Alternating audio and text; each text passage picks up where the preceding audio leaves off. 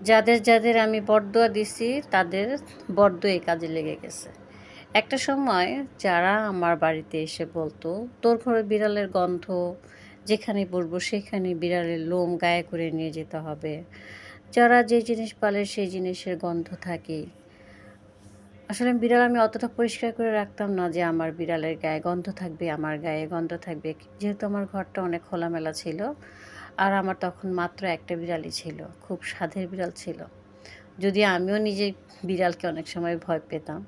আস্তে, আস্তে আমার ঠিক হয়ে গেছে।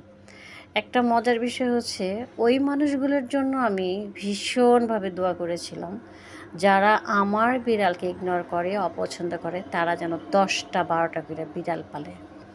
ফাইনালি আমার দোয়া কবুল হয়েছিল। যদিও ১০টা ১২টা করে বিড়াল পালে নাই। তবে ২টা ৩টা ৪টা ৫টা করে সবাই মোটামুটি বিড়াল পালছে।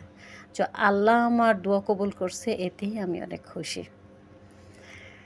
যারা বিড়াল অপছন্দ করেন তারা অ্যাভয়েড করেন কিন্তু ওদেরকে ঘৃণা কইরেন না। ওরা ওইরকম প্রাণী না যে ওদেরকে ঘৃণা করতে হবে। ওরাও ওদের নিজের শরীর নিজে চাইতেই পরিষ্কার করে ফেলে।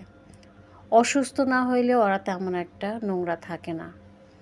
তো আপনি কেন ভাই ওকে ঘৃণা করবেন? আমি তো কিছু দেখি না ওকে ঘৃণা করার। তো যাই হোক, যারা বিড়ালকে ঘৃণা করেন, আমি আজকেও তাদেরকে দোয়া দেই তারা যেন ১০টা ১২টা করে বিড়াল পালেন। বিড়াল না পাললে বুঝবেন না বিড়ালের